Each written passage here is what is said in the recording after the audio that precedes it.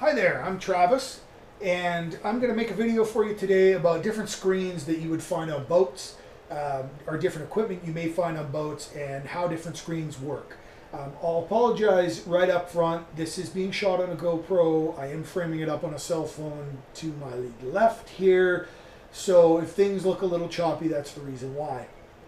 First off, I'll start by, this was inspired by some questions in the forum about different screens, and I happen to have stuff set up in my lab. I haven't had a chance to install it on my sailboat yet.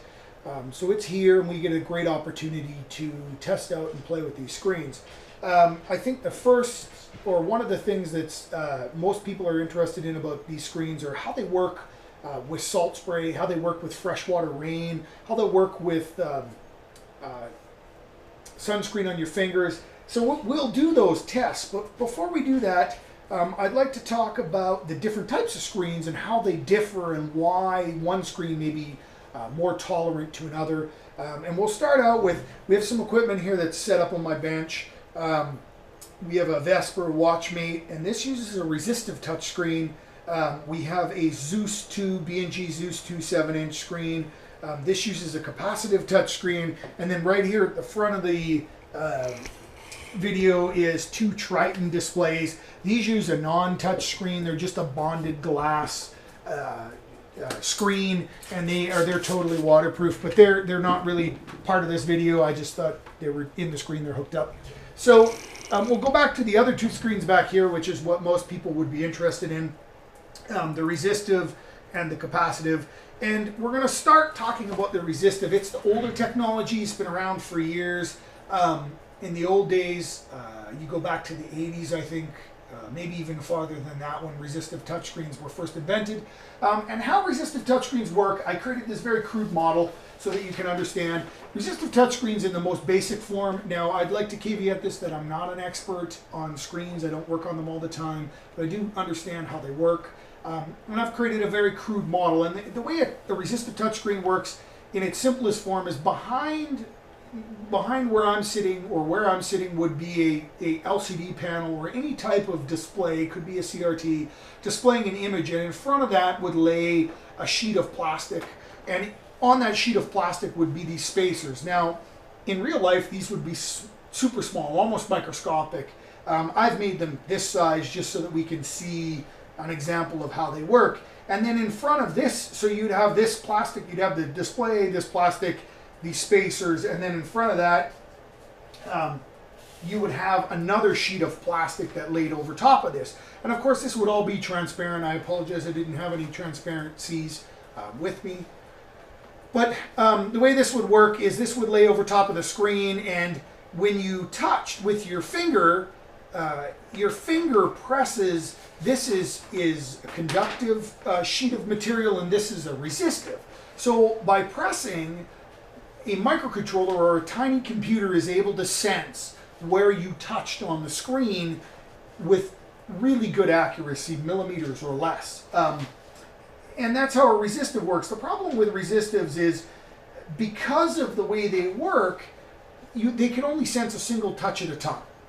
They're very accurate. They don't care whether your fingers are dirty or wet or anything is on the screen, because it doesn't matter. It's all about squeezing these two layers together so that they touch each other at that location. So they're very tolerant to dirty fingers or wet fingers or sunscreen or anything like that, but they're less accurate. They can only sense a single touch at a time.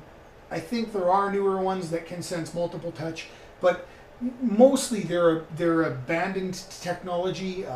Everything you find today with cell phones are all capacitive touch. So that's resistive. Vesper has chosen resistive because it is a known technology. It does work in a wet environment. It uses very little power. There's a bunch of advantages to it, and Vesper has made that choice. Moving to capacitive touchscreens. How capacitive touchscreens work is they use a conductor behind the screen, and then an insulator, be it glass, and then you become the third conductor, or the third material, second conductor, and it senses your potential energy, your ability to conduct electricity, and it's very, very precise. So just coming near the screen, it's able to sense your electrical conductivity. The advantages to this is you don't have to push hard. You basically can just graze the screen and it will detect that you've touched that screen. The other advantage to it is it's able to detect multiple touches. So it can detect where you've touched the screen in multiple different points and react accordingly to multiple touches. I think the best screens out there can do all 10 now. Of course, you wouldn't need that on a sailboat, but it is possible on, say, a tablet or a laptop. The disadvantages to a touchscreen in its original form was the fact that it would be sensitive to things like seawater, things like sunscreen, things like oily hands, smudges on the screen. Those could affect its accuracy and cause problems. And this is why capacitive touchscreens in the past have gotten a terrible rep on boats. With that being said, years and years and millions of dollars of development have gone into it, and the people who actually make the chip that that senses your touch isn't B&G, or it isn't Garmin or Simrad or any of the others, Raymarine, or for that fact Samsung. They don't make those chips. The chips are made by a company that specializes in making touch chips, and they've spent years in developing algorithms that can determine the difference between a human and some other touch. And so right into the chip, right away, false positives can be rejected before anything else happens. Now, also the other thing is the people who make the product, B&G, Garmin, Simrad, whoever, they also can build into their software rejection algorithms as well. So you get a double rejection algorithm, one in the hardware itself and two in the software. And with that, those rejection algorithms, they should be very reliable. These screens should have come to the point where they're very reliable for use in a saltwater environment.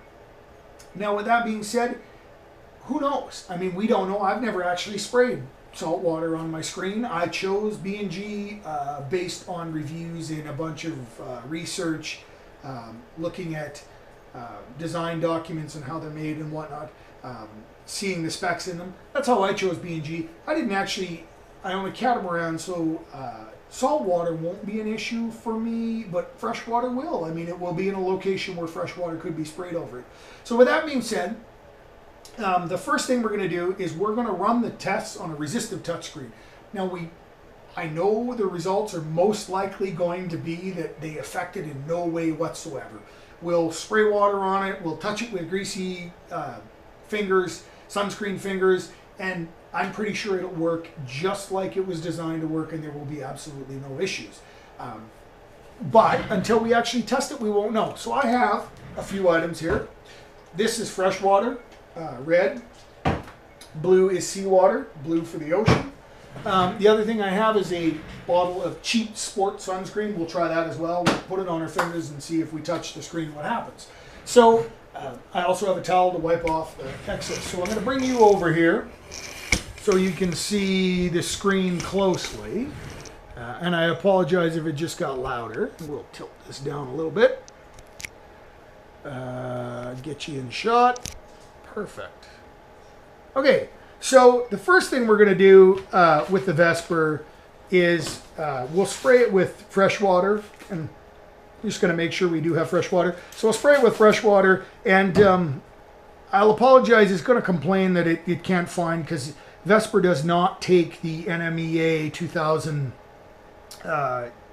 GPS. It has its own internal GPS. We are in my basement, what I call my dungeon, and it can't get out to get a good GPS signal, so it's going to complain quite a bit.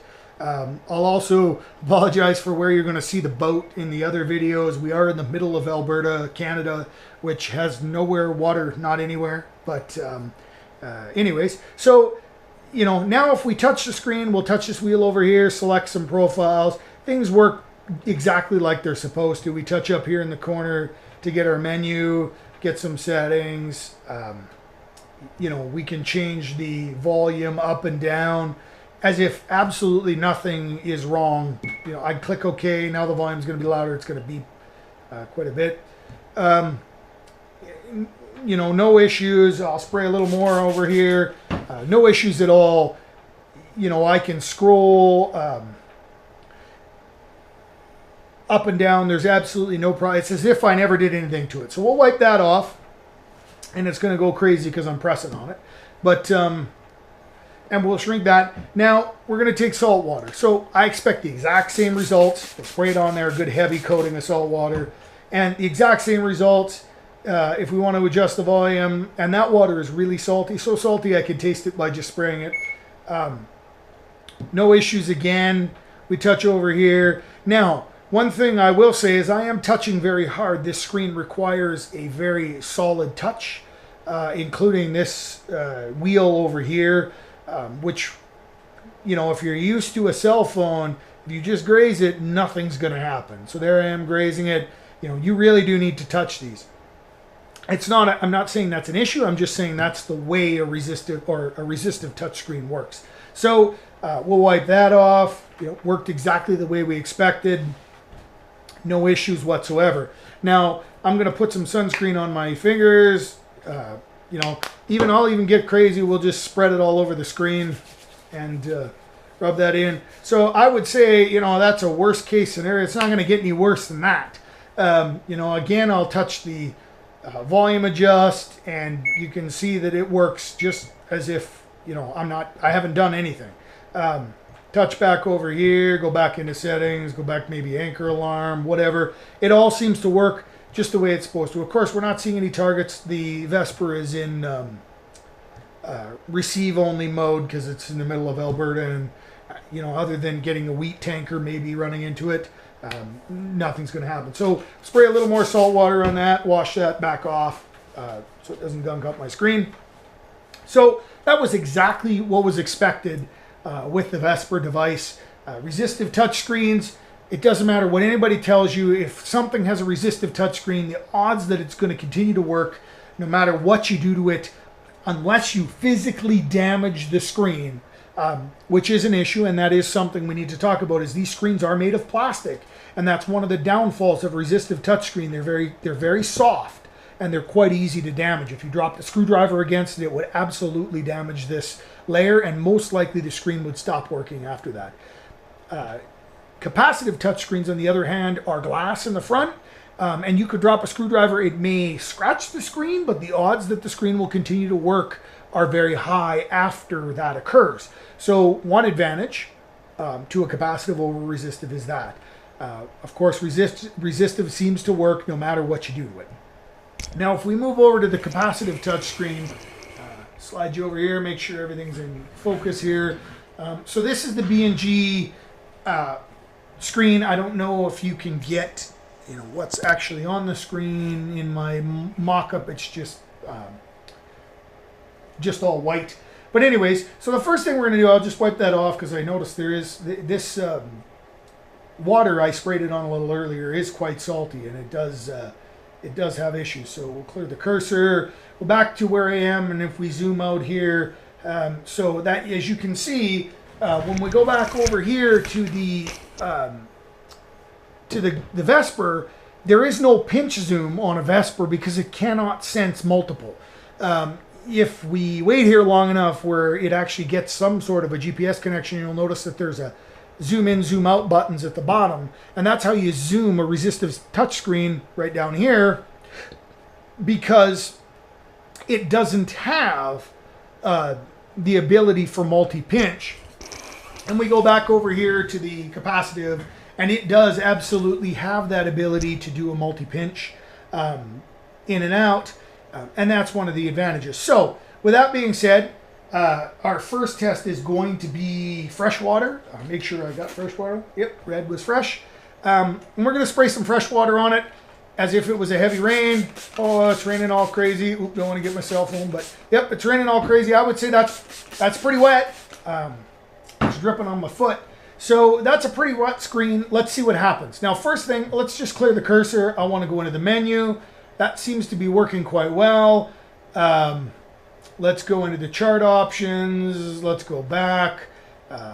Let's hit escape. We'll zoom in and out. Oh, still seems to be working just fine with soaked. The other option, the beauty of the B&G devices, is you can always zoom in and out with the cursor button and click on things with the cursor button, and it'll tell you, you know, different information. So we'll clear that cursor. We're going to go, we'll go back into maybe some settings, go to the brightness.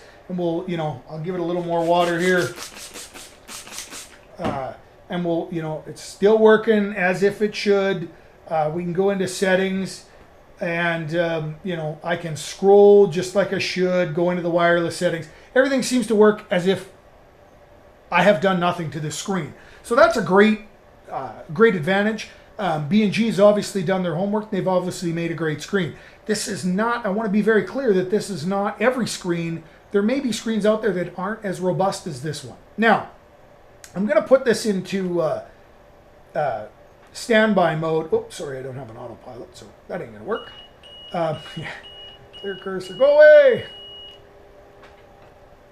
All right, so I'm going to just go into standby while we wipe the screen off. Otherwise, it might get a little crazy and think we're, trying to do some stuff. Well, we woke it back up. Okay, anyways. So, again, now we're, I'm not sure what it thinks I've done here. I don't know. I was clicking some stuff. I think we should start this next test without any of this stuff clicked.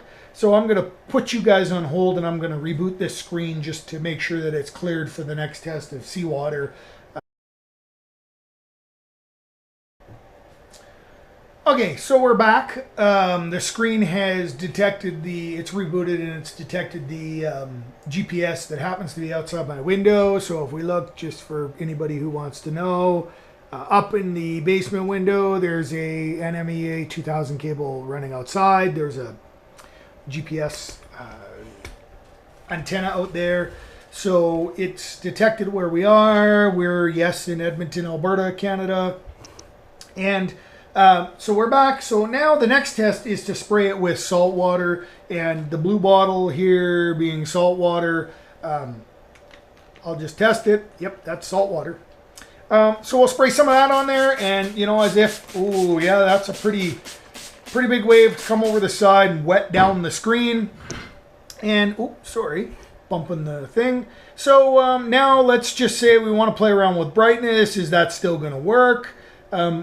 I can actually say it is making somewhat of a difference. It still is detecting me, but it's not quite as good as it was before. We'll go into settings, and I'll scroll through the settings. Yeah, I can see that it's kind of detecting things it probably shouldn't. The screen's definitely not doing weird things. It's still zoomable pretty accurately. Still zoomable, but definitely for things like a slider, it's not as accurate as it was with just the straight water. And actually, you can see there, it was turning that brightness on and off for me. So it has definitely affected this screen 100%. Now, this is it doesn't get worse than this test.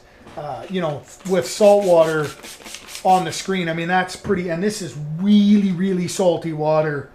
I would say at least or more salty than the ocean, maybe even double the ocean, for me screwing around. I mean, it seems to detect zooms in and out. Of course, the wheel will always work. It detects my tapping on the zoom in and out buttons. Maybe not as smooth as it should. In settings, it is definitely not as crisp.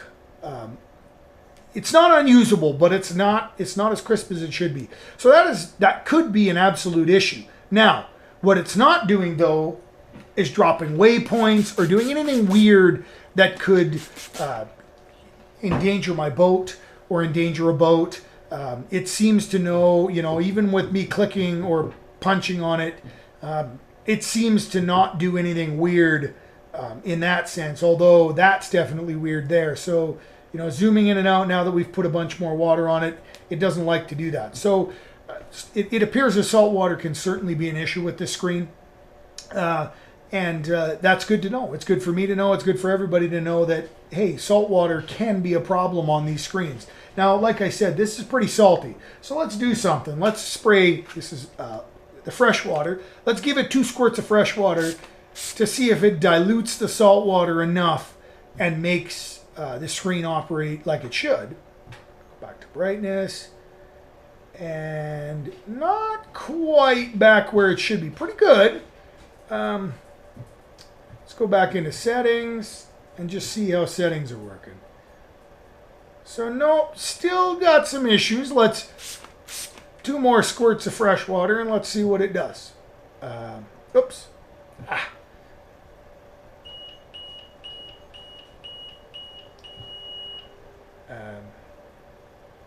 So 2 more squirts of fresh water seems to, no, not quite there yet.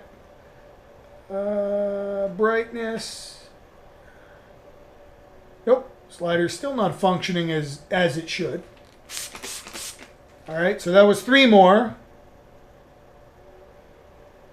A little better. Still not quite. So it's great to know salt water causes an issue with these screens. And so we'll wipe this off and start this screen fresh. And I'm actually going to spray some fresh on it so that it's, really clean. And we're not detecting any water or anything crazy on this screen. So we're back, and it's going to take it a little bit to figure out its GPS up in the corner here. I don't know if you can see that. Pardon me. GPS is spinning.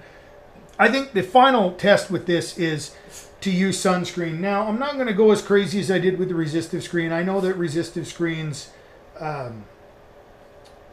tend to be able to handle much more. So what I'm going to do is just put some sunscreen on my hands here. So that's a pretty fair amount of sunscreen, and I'm going to rub it in as if, as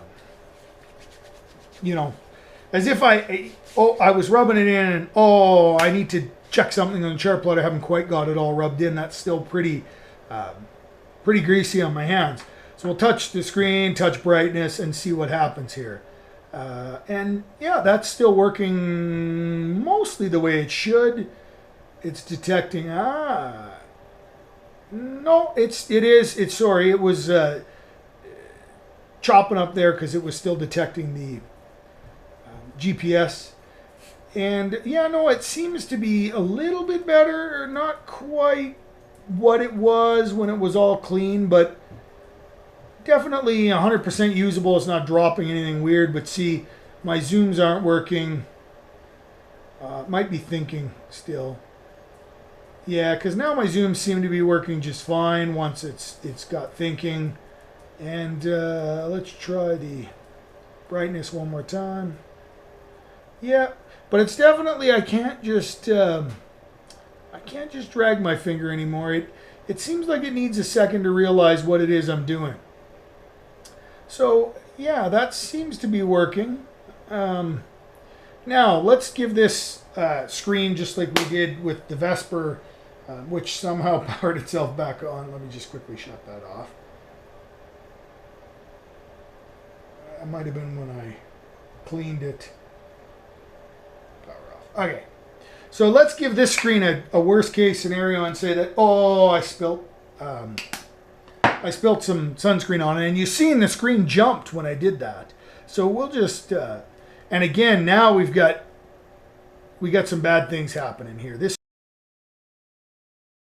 Now we've booted it up with this GOP on the screen, or goop on the screen, and we'll see what it lets us do. So I'm going to go back into brightness. We can't even see it, and again it rebooted. So I have a funny feeling built into and we do have the latest firmware. So one of the things I'll confirm here, I'll wipe the screen off. I won't try anymore. That's obviously a fail-safe mode for these screens as they reboot. When they no longer can sense what's going on.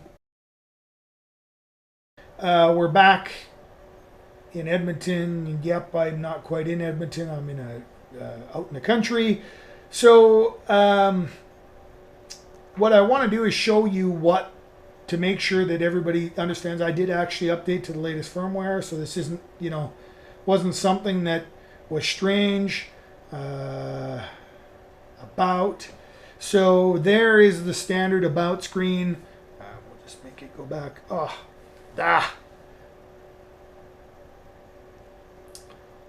So settings, system, about. So there's the standard about screen. I'm going to just move you maybe a little bit closer so you can see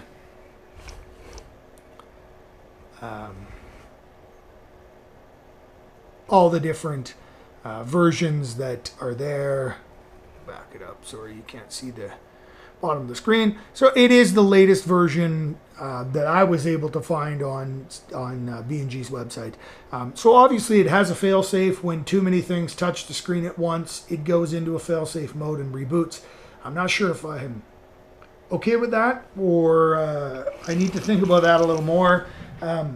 We're going to test something here just for fun while we have this screen sitting here. First we'll go back to, yeah, I'm definitely not moving. First we'll go back, and what if I just touched it with 8 million fingers here, or a multitude of fingers? So it's not rebooting. It seems to be stable with at least 10 fingers. But definitely with the sunscreen, it was not stable. And just for fun, let's do that one more time. A couple of blops of sunscreen on her and spread her out. And let's see what happens here. Now, it's possible that it detected the sunscreen hitting the power down button. Go into brightness. And wow, it seems to be reacting a lot better. Settings. All right, so it's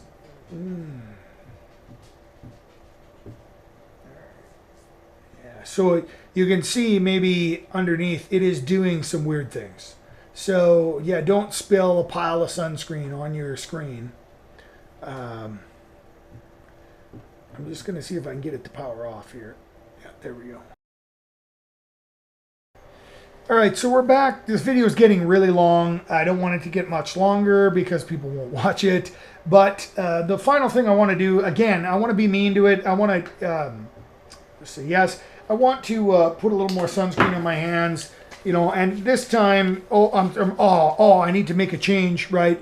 And what I want to do is punch it, brightness, and see what it does with really. Okay, so we can see it took a while for the software to realize what was happening, but now it seems to work. So I think the key, you know, understanding software, is being a little slow and giving the plotter a moment to realize what it is you're trying to do.